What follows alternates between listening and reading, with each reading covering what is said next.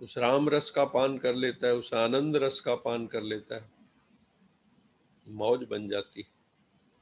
तो हमें ये जो यात्रा पर हम निकले हैं, रूहानी यात्रा, स्पिरिचुअल जर्नी, अमरनाथ की यात्रा पर जो हम निकले हैं, हम जरूर पहुंचेंगे, इंद्रियों से ऊपर उठेंगे, इंद्रियों के जगत से ऊपर उठेंगे। नहीं तो सारी जिंदगी इंसान की अगर हम देखें तो इसी द्वंद्वात्मक जगत में ही हम जीते रहते हैं।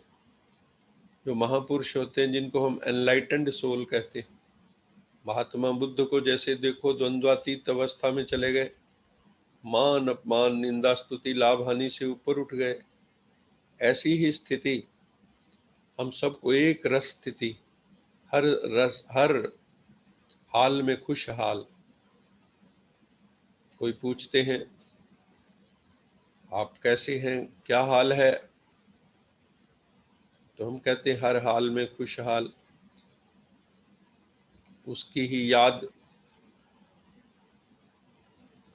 क्या हाल चाल है, चाल कैसी है, फरिश्ताई चाल, एंजेलिक गेट, फरिश्ताई चाल। तो वो कैसे होगी? कुछ करना नहीं है, बस खुद में आना है। हम खुद से ही तो दूर चले गए। भगवान आके हमें स्वयं में अवस्थित करता है। Be stabilise in yourself, तो हम स्टेबिलिटी आने लगती है। हम अपने में ही खोने लगते हैं, अपने में ही मौज आने लगती है। अभी हम अपने से ही दूर निकल गए। भगवान हमें कह रहा है लौटो, अपनी भ्रिकुटी में लौटो, अपने तीसरे नेत्र में लौटो, अपने ज्ञान चक्षु में लौटो। मैं तुम्हें दिव्य ददामी ते चक्षु, हे अर्जुन मैं तुम्हें दिव्य नेत्र देता हूं। अब तू मेरा रूप देख, मैं कौन। तू ये मेरा देह का रूप देख रहा है, मैं देह नहीं हूं, मैं देह से परे हूं। आई एम बॉडीलेस इनकॉर्पोरियल, मैं ज्योतिर्मय निराकार हूं, उसको देख।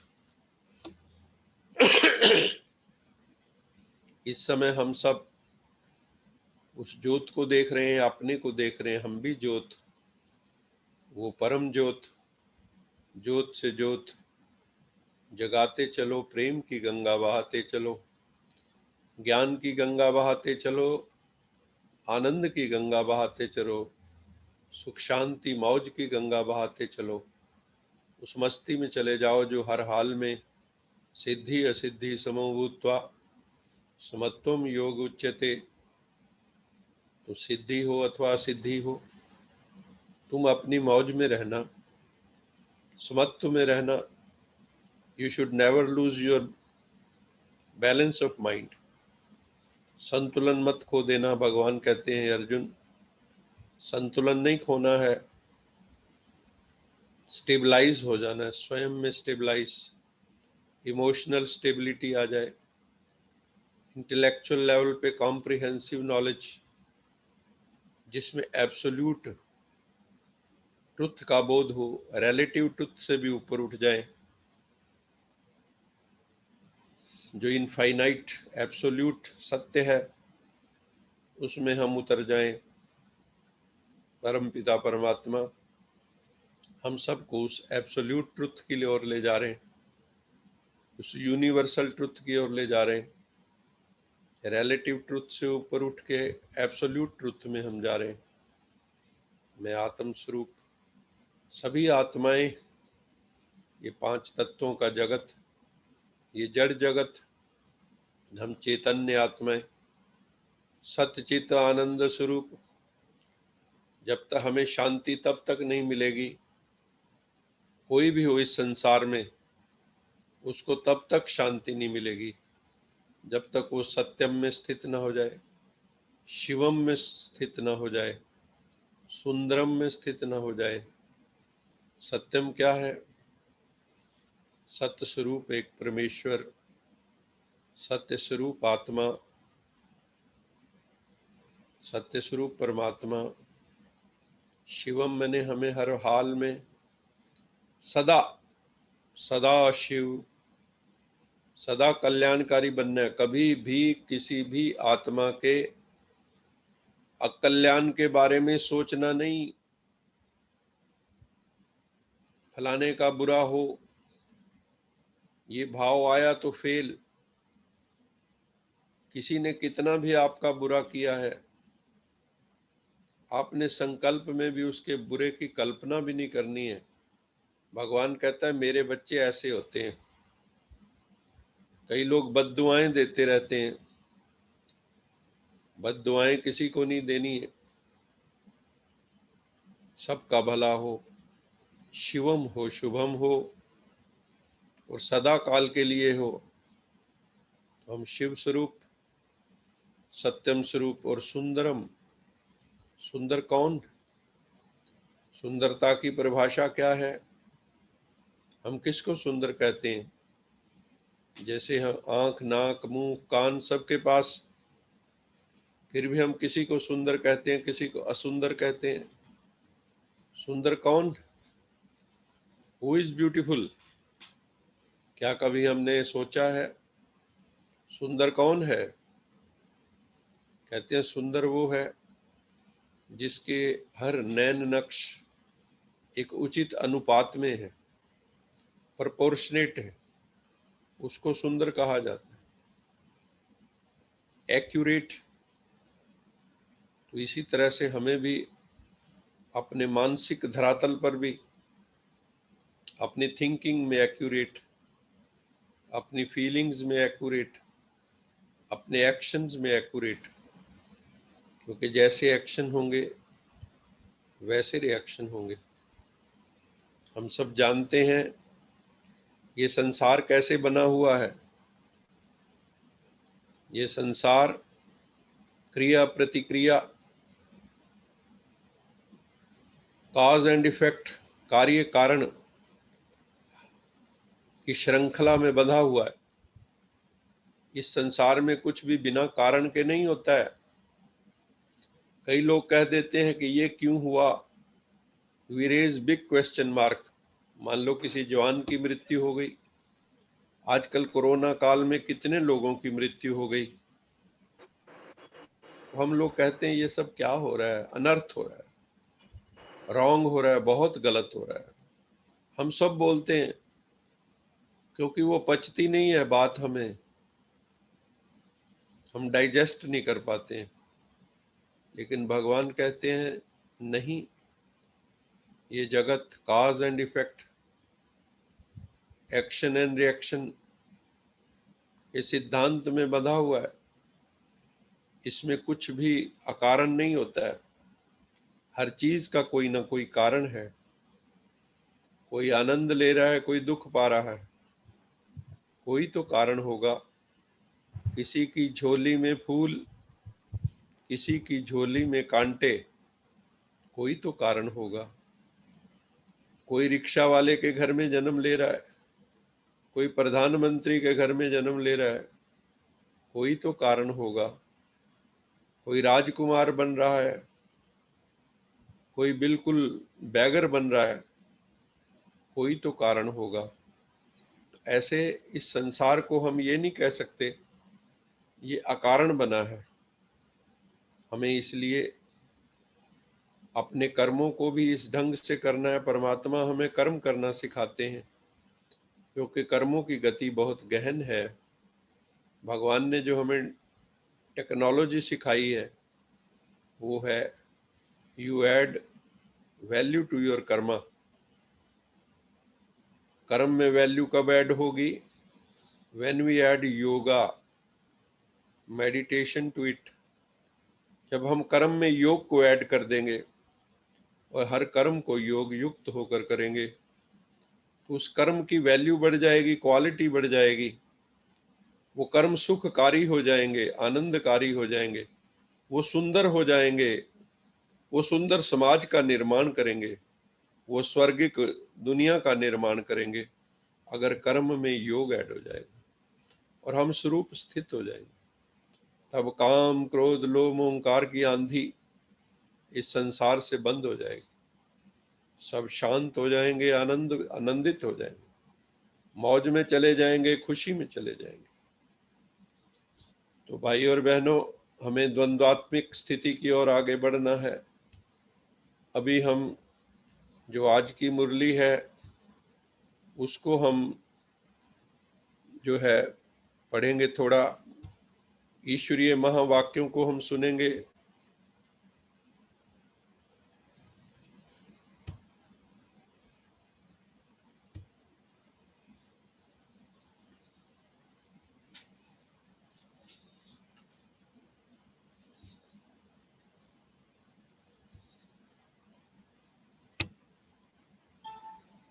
आज की मुरली 16 जून 2021 में परमपिता परमात्मा शिव बाबा ने हमें क्या महावाक्य उचारे, उसका सारांश हम आपके साथ शेयर कर रहे हैं।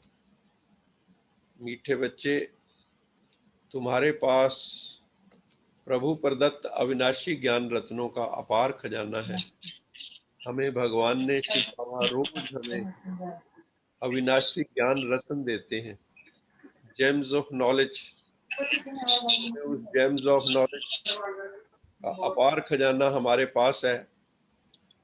तुम्हें उन ज्ञान रत्नों का खुले हृदय से दान करना है।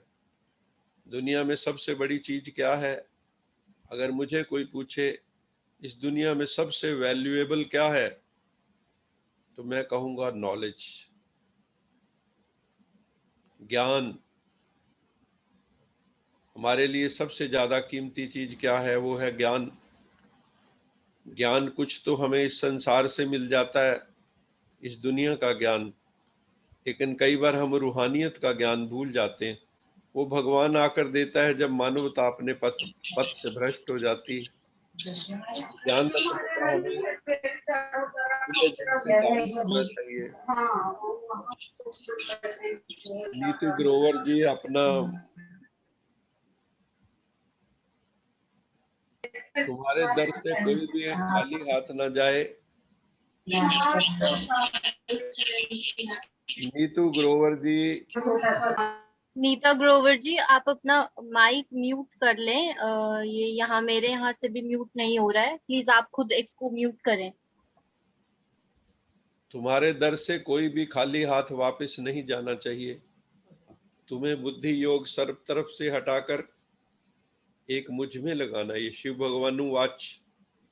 शिव भगवान कहते हैं निराकार ज्योतिर्मय कि बच्चे, अब समय आ गया है, अब घर लौटना है, तो सब तरफ से बुद्धि योग हटाकर एक परमात्मा में लगाना है, एक मुझ में लगाओ।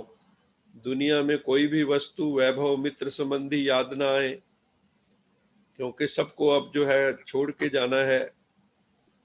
तो कोई वस्तु में अटैचमेंट ना हो, किसी वैभव में अटैचमेंट ना हो, किसी मित्र संबंधी में अटैचमेंट ना हो, सबके साथ प्रेम का संबंध हो। क्योंकि अंततः जब भी वियोग होता है किसी नियर डियर का, तो हम बहुत दुख भोगते हैं। तो धीरे धीरे हमें इस भाव से ऊपर उठना है। तुम्हें तो देखो, आजकल जो कोरोना काल में तो लोगों ने अपने माँ बाप की भी अस्थियां नहीं ली, वहां जाकर उन्होंने खुद ही जल प्रवाह किया। ये भी बड़ी विचित्र स्थिति इस संसार की इन दिनों में हमने देखी है। तुम्हें जन्म जन्मांतर के पापों को दग्ध करने के लिए गहन योग अभ्यास करना है। तो हमने जो जन्म जन्मांतर हमसे भूलें हुई, गलतियां हुई, पाप हुए, उसको दग्ध करने का एक ही तरीका है, जलाने का एक ही तरीका है, वो है योग की अग्नि। योग की अग्नि में ही पाप कर्म दग्ध होते हैं। सब कुछ भूलकर अशरीरी आत्मा बनना है, बॉडीलेस सोल। जैसे हम रोज अभ्यास करते हैं, मैं आत्मा हूं, उस वक्त शरीर भी ना रहे, तथा सत्यम शिवम सुंदरम बाबा को याद करना है, तभी हिसाब किताब क्लियर होगा। बाबा कहते हैं मैं सर्व संबंधों की सैक्रिन हूं, अर्थात मैं बहुत अधिक मीठा। कोई भी दुनियावी संबंध इस रूहानी संबंध जैसा मधुर नहीं है। परमात्मा का जो संबंध है सबसे मीठा है। इसलिए हम भक्ति मार्ग में, ज्ञान मार्ग में रोटी खा ला, भगवान को ही याद करते टीका हैं। मिल गया सी तेरे डस्टबिन च पिया सी, एक लाल जिहा टीका।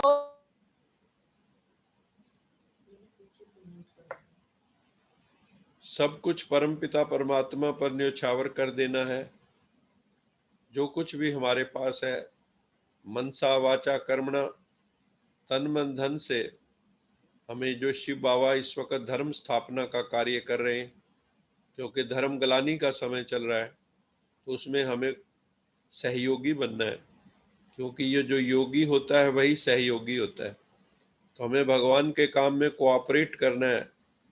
पावर टू कोऑपरेट, हम लोगों ने देखा ना, सहयोग भी एक शक्ति है। जो शुभ कार्य हैं, जो धर्म स्थापना के कार्य हैं, उसमें बाबा कहते हैं सहयोगी बनो। जैसे रामायण में भी दिखाते हैं, वानर भी सहयोगी बने, भालू भी सहयोगी बने, सब सहयोगी बने। माया से सावधान रहना है। माया पे हमने बहुत लंबी चर्चा एक दो हमने लेक्चर्स में की थी। माया मैंने बुराइयां, माया मीन्स नेगेटिविटी, पेसिमिज्म, निराशावाद, विकार, बुराइयां, काम क्रोध लोभ मोहंकार। बाबा कहता है सावधान रहता है और घड़ी घड़ी परम पिता परमात्मा से बुद्धि योग जोड़ना है। अशरीरी बनकर अशरीरी बाबा को याद करना है। खुद भी इस देह को भूलें। और परम धाम में हम सब पहले अशरीरी आत्माएं थी। जब इस रंगमंच पर आने से पहले यहाँ पर आकर हमने शरीर को धारण किया, यहाँ पाठ बजाने के लिए देह धारण की है। ये हमेशा याद रहना चाहिए कि दुख हरता सुख करता शिव बाबा को हर पल याद करना चाहिए। अगर सारे का आप निष्कर्ष निकालेंगे तो वो एक ही है कि उसको याद कर, उससे बुद्धि योग जोड़, उसी से मन मना भाव, उसी में मन को लगा दो। भक्ति भी पहले सतो प्रधान होती है। द्वापर में जब भक्ति शुरू होती है तो सतो प्रधान भक्ति होती है, अव्यभिचारी भक्ति होती है, एक की भक्ति होती है, और वो भी निराकार शिव बाबा की। इसलिए संसार में सबसे ज्यादा शिवलिंग ही मिलते हैं। राम और कृष्ण भी शिवलिंग की ही पूजा करते हैं, ऐसा दिखाया गया है। तो शिव जो है वो निराकार ज्योतिर्मय। तो बाद में भक्ति भी रजो तमो प्रधान हो जाती है। लोग जो है फिर कई प्रकार की पूजाएं करने लगते हैं। और आजकल तो यहाँ तक है, किसी से पूछो आपका इष्ट कौन है, कहते हैं जी हम तो सबको मानते हैं। ये रजो तमो प्रधान भक्ति है। लोग वृक्षों की भी पूजा करने लगते हैं, चौराहों पे दिए जलाने लगते हैं। जहां से भी उल्लू सीधा होता वो करने के लिए तैयार है। उनको भगवान से मतलब नहीं है, उनको अपनी इच्छाओं की पूर्ति से मतलब है। अभी ज्ञान योग द्वारा शिव बाबा देवी देवता धर्म की स्थापना कर रहे हैं। भगवान की सदगति देने की श्रीमत बहुत ही न्यारी है। तुमरी गत में तुम ही जानी, नानक दास सदा कुर्बानी। लोग हम जो है ना सिख भाई हमारे रोज गुरुद्वारे में गाते हैं, तुमरी गत मित तुम ही जानी, नानक दास सदा कुर्बानी।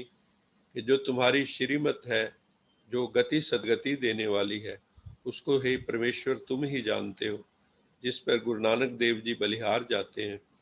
किसी भी साकारी मनुष्य व आकारी देवता से हमें बुद्धि नहीं लगानी है।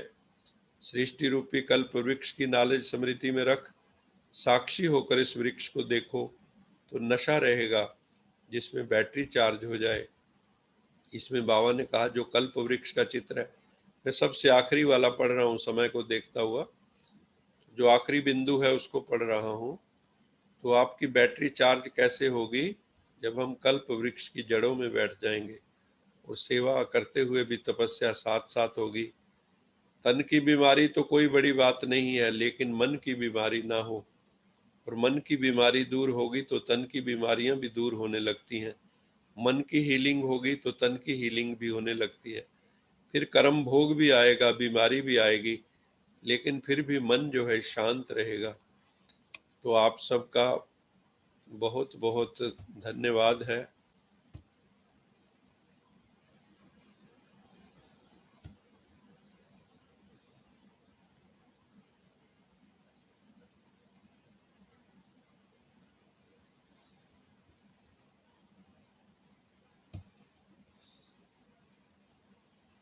आप सब भाई बहनों का बहुत बहुत धन्यवाद। ये ईश्वरीय महावाक्य जो आज के थे वो हम सब ने सुने हैं। सबका सारांश अगर हम देखते हैं तो वो यही है कि हमें अपने आप को चार्ज करना है। जो चार्ज्ड होते हैं वही जिंदगी के इंचार्ज बनते हैं।